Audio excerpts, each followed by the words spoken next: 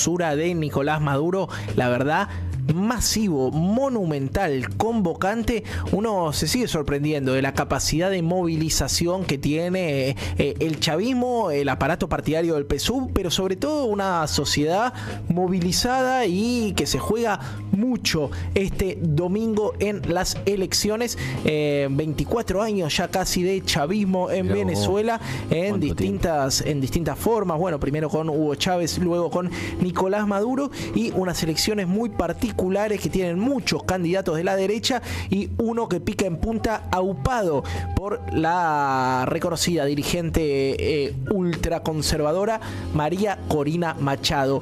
Para entender lo que está sucediendo en Venezuela, nos vamos a comunicar directamente con Caracas. Allí está nuestro compañero, el señor doctor Atilio Borón. ¿Cómo andás, Atilio? Yair y Julio desde el estudio te saludan.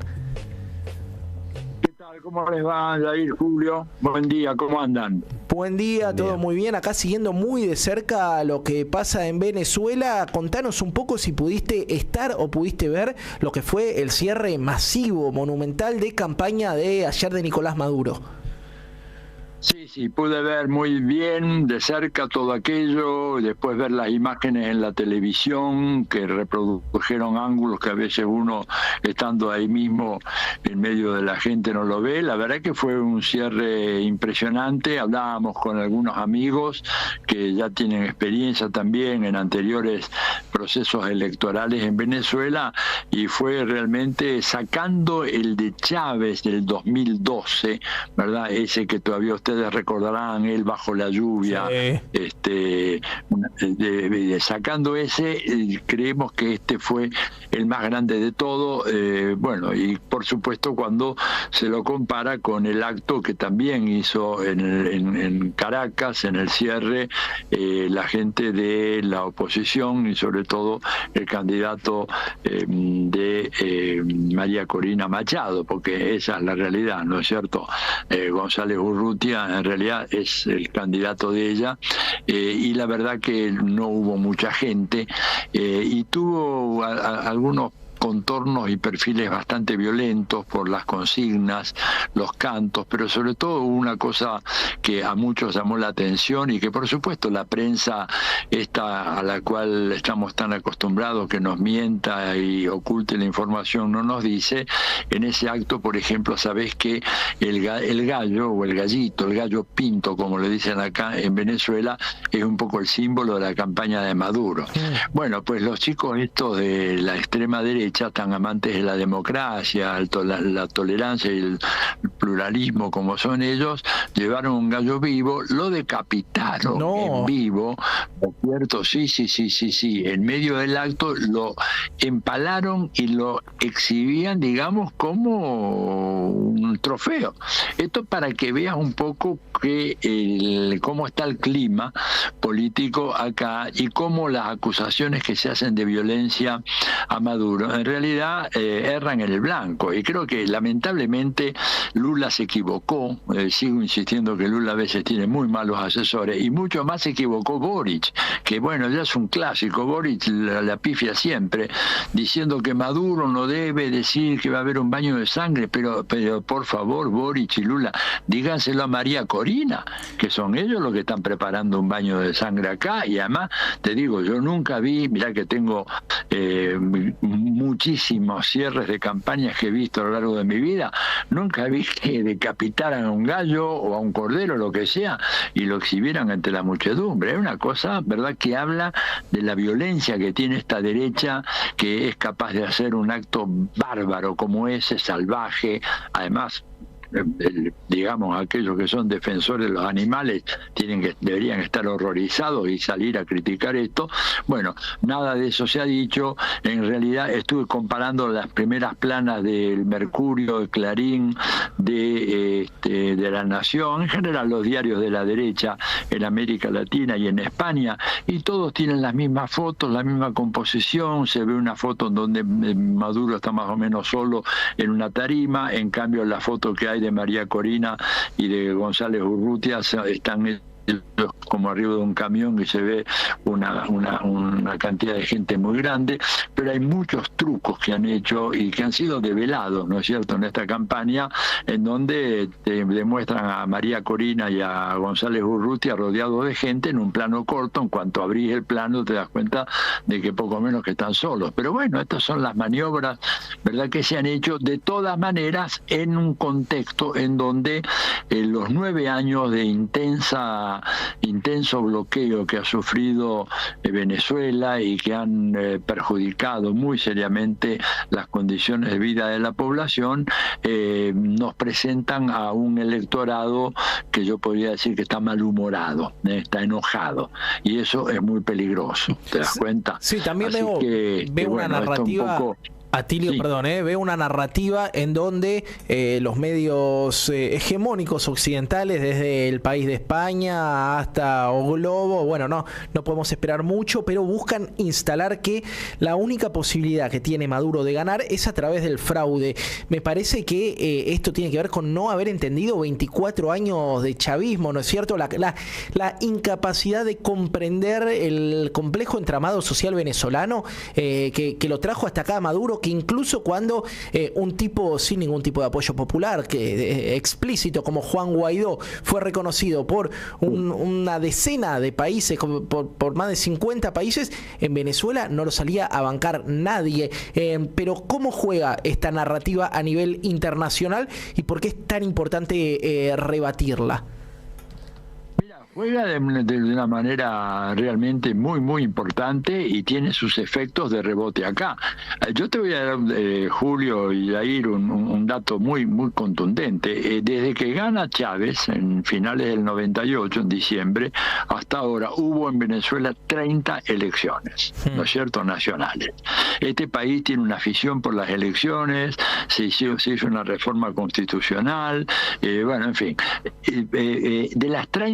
De las 30, el chavismo ganó 28. Las dos que perdió, que fueron muy importantes, fueron dos elecciones cruciales que fueron perdidas por el chavismo. Una en el 2007, en donde se proponía una reforma de varios artículos de la Constitución del 99, entre ellos una reforma que sostenía el carácter socialista del Estado venezolano, y esa consulta resultó derrotada, y Chávez en persona esa misma noche, ni bien se supieron los resultados, salió a reconocer la derrota, cosa que evidentemente no está inscrita en el ADN de la derecha.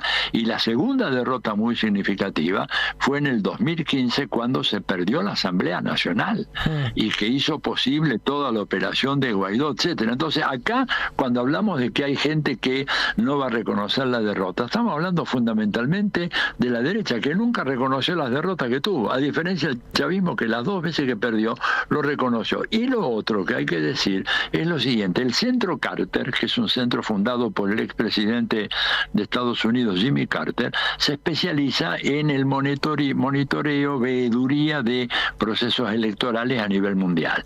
Y ese centro ha declarado en más de una ocasión que el sistema electoral venezolano es de los más confiables y transparentes del mundo. E inclusive Jimmy Carter ha dicho que es un sistema que tiene un nivel de certeza, de seguridad y de transparencia superior al que existe en Estados Unidos. Digo, ¿qué más hace falta? ¿Que baje nuestro Señor Jesucristo a la tierra y que venga a decir que el sistema electoral venezolano es impecable? Digo, pero bueno, de todas maneras la narrativa se ha instalado de que es un sistema trucho, que puede haber manipulación de los datos. Nada de eso puede ocurrir. Además hay, te diría, casi 1000 veedores internacionales de todos los países viendo cómo es el proceso electoral. Les han enseñado cómo funcionan las máquinas, cómo se hace el recuento de los votos, cómo se compara los votos que están en la computadora con los votos que están impresos en papel, porque eso es un dato muy importante. En otros países lo que tenés vos es que son las maquinitas las que dan el resultado. Por ejemplo, en Estados Unidos. En Venezuela tenés la máquina y tenés el papel, la papeleta que ponés en una urna, y tiene que haber absoluta simetría e igualdad disparidad entre lo que registra la computadora y lo que se calcula sobre la base de las papeletas. Y si hay diferencia, las papeletas son las que valen. Y además no podés votar dos veces porque está todo controlado por los datos biométricos. Digo, están todas las garantías dadas. El resultado que sea va a ser un resultado legítimo, gane quien gane, ¿no es cierto? Pero bueno, la derecha ya está saliendo a decir que va a haber fraude, van a salir a hacer manifestaciones sobre la base de datos de boca de urna, van a decir que les robaron la elección. Acá la legislación es muy severa, el Consejo Nacional Electoral es el único órgano que dice cuáles son los resultados de las elecciones, y lo dice una vez que se produce una distancia que es irreversible entre los candidatos o entre las fuerzas que están compitiendo. Lo hizo cuando le salió mal a Chávez en el 2007, lo volvió a hacer en el 2015, que salió mal la propuesta de Maduro, y lo va a volver a hacer ahora, ¿no es cierto? Y ese es el único dato confiable. El resto son todas operaciones para una derecha que en el fondo se presenta en elecciones, yo te diría casi como una fachada para ocultar sus verdaderos planes. Y el verdadero plan es acabar con el gobierno de Nicolás Maduro y el gobierno bolivariano. No nos olvidemos que esta señora María Corina Machado, que en cualquier otro país estaría en la cárcel sirviendo una sentencia probablemente de por vida, porque eso lo estipula, por ejemplo, el código en la Argentina, el Código Civil, el Código de los Estados Unidos. A alguien que hace lo que hizo María Corina Machado, es decir, solicitar que su país sea invadido por fuerzas extranjeras o que su país sea sancionado por potencias extranjeras en Estados Unidos,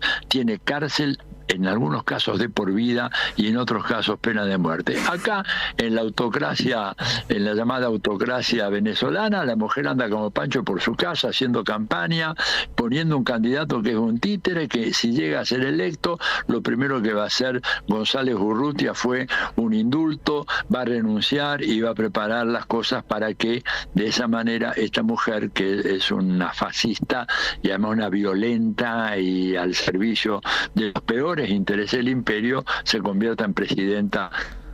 Ese es el presentación a las elecciones, es solamente una pantalla para encubrir este gran diseño que tiene, por supuesto acordado y aprobado con el gobierno de Estados Unidos desde hace mucho tiempo. Atilio, te llevo una pregunta que, bueno, capaz te pongo en un aprieto porque la tradición demoscópica en Venezuela está en el ojo de la tormenta, ¿no? Hay encuestas que dicen 50% para Maduro y otras que dicen 50% para el mundo, depende el cristal con el que lo veas. Pero te quiero preguntar por el tercero en discordia, en una elección en donde no hay balotaje, en donde gana el que saca un voto más que el otro. ¿Quién suena como tercer candidato, como tercera fuerza, como el que podría incluso robarle algunos votos de oposición a Edmundo? ¿Tenés esa información?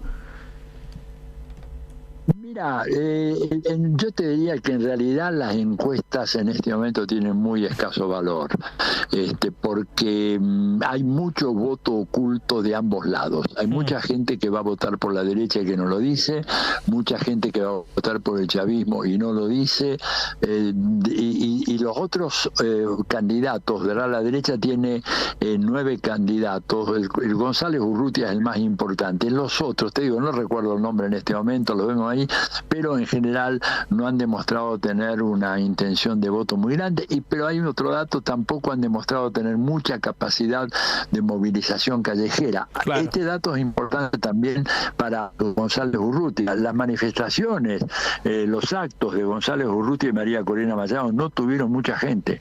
En algunos casos hubo en algunas ciudades una participación un poco mayor, pero si vos me dijeras, bueno, hubo actos de esos que te hacen decir, wow, esta gente se viene con todo, no. Ahora, esto no quiere decir que la gente que no salió no vaya a votar, y que no vaya a votar a partir de una sensación de cansancio, porque realmente el efecto de la guerra económica que Estados Unidos ha aplicado, ¿verdad?, en contra de la República Bolivariana ha sido muy, muy grande, castigando mucho el nivel de vida de la población, reduciendo el valor de los salarios, creando una economía en buena parte dolarizada, que no está al alcance de todos. O sea, hay una situación social de fondo muy complicada, producto, digamos, del bloqueo que ha destruido las posibilidades de la economía venezolana.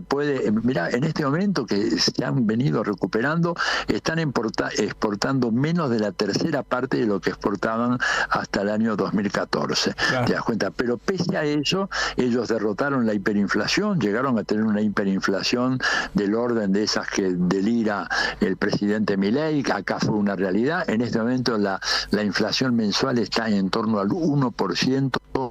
Para un país que tenía una inflación, te digo, que estaba en los miles, ¿no es cierto? Prácticamente la inflación ha sido abatida. Es la economía que más ha crecido en América Latina en el 23 y según la CEPAL, la de mayor crecimiento pronosticado para el 2024, mientras la economía venezolana va a crecer al 5,5%, la Argentina se hunde a menos 4%, ¿te das cuenta? O sea, sin embargo, lo que ves en la prensa es que la Argentina está bien, con algunos problemas de endeudamiento, y la economía venezolana está mal. No, es al revés. Estos a pesar de la guerra, vuelvo a repetir, y cuando digo guerra lo digo en el sentido concreto. Lo que ha hecho Estados Unidos ha sido peor que bombardear Caracas, Barquisimeto, Maracay o Maracaibo, porque la devastación que ha generado, por ejemplo, en el sistema eléctrico, que ha obligado a que de repente tengas que tener cortes de luz de el orden de 10 o 12 horas ininterrumpidas de corte de luz, que haces eso en una ciudad como Maracaibo, que tiene una temperatura media todo el año de 35 grados, es criminal. Te das cuenta, eso, y las bombas, qué sé yo, porque la bomba te cae y destruye una manzana, sí, es un desastre, mata a mucha gente, pero también mata a mucha gente cuando vos no tenés la electricidad que permita funcionar a los pulmotores o a los quirófanos. Bueno, esa guerra tiene casi 9 años y yo creo que eso va a impactar y está impactando de alguna manera en las opciones del electorado. Por eso te digo, estamos en presencia de una situación en donde puede haber una elección muy reñida, y la ventaja que tenemos es que hay un sistema electoral que es muy confiable, muy transparente y que va a permitir entender, bueno, muy bien qué es lo que está pasando. Última que te hago, Atilio, para no abusar de tu tiempo y siempre agradeciéndote por la claridad, y además desde el meollo, desde el centro de los acontecimientos, tiene que ver con lo que se juega en las primeras horas después del anuncio del resultado y cómo ves el clima de la calle, porque bueno, ya lo has dicho, la derecha viene agitando el fantasma del fraude. ¿Qué tanto margen para que vuelvan a salir a las calles? Digo, todavía tenemos presente la imagen de las guarimbas, esas protestas violentas que en donde incendiaron personas, donde prendieron fuego personas. ¿Qué margen tiene la derecha para volver a salir con esta estrategia violenta de toma de las calles? Mira, la opinión pública en general no quiere que vuelva a ocurrir lo de las guarimbas, porque aquello fue terrible, como vos decís, prendieron fuego a personas simplemente por portación de cara. Tenía cara de chavista, si era medio morocho, mulato o negro, bueno, este debe ser chavista, le prendían fuego y punto, ¿viste? Esa situación hoy en día no tiene esa gravedad. No creo que estén en disposición de hacer eso, aunque hay sospechas de que ellos van a salir a celebrar, a hacer grandes manifestaciones diciendo ganamos, ganamos, ganamos a partir de las 5 o 6 de la tarde, cuando no se sabe absolutamente nada, porque acá los comicios cierran, ¿verdad? Si bien tienen que cerrar creo que a las 6 de la tarde, pero si hay cola, no se cierra hasta que termina de votar el último de la cola.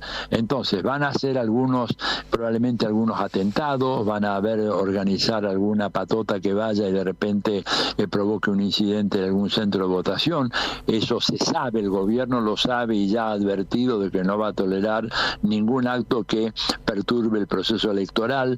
Creo que realmente van a apelar de alguna forma, porque como te dije recién, para ellos esta elección es un pretexto, es una pantalla que oculta sus intenciones reales. Y hay un dato muy significativo: hay un montón de personas que están refugiadas en la embajada argentina con la autorización del gobierno del del presidente Milei, que tienen antecedentes criminales y es gente que puede llegar a producir hechos violentos ni bien terminen el conteo electoral o ni bien termine el horario, depende un poco de cómo está la cosa.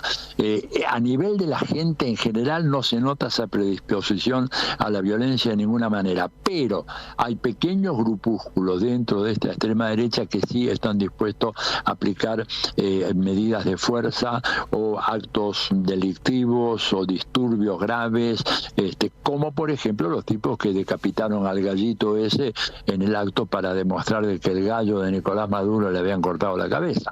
O sea, no debemos descartar para nada que haya, sobre todo si empiezan a conocerse resultados de que el chavismo está tomando la delantera en el recuento electoral. Atilio, como siempre, muchísimas gracias por tu claridad y por supuesto que vamos a estar siguiéndote en redes sociales y mirando con mucha atención lo que suceda a partir de la mañana de este domingo 28 en Caracas y en toda Venezuela. Un abrazo grande para vos, Atilio. Bueno, gracias a ustedes, les mando un gran abrazo y estaremos en contacto ya la semana que viene. Chau, chau. Chau, chau. Estábamos hablando con Atilio Borón, sociólogo, doctor en ciencias sociales,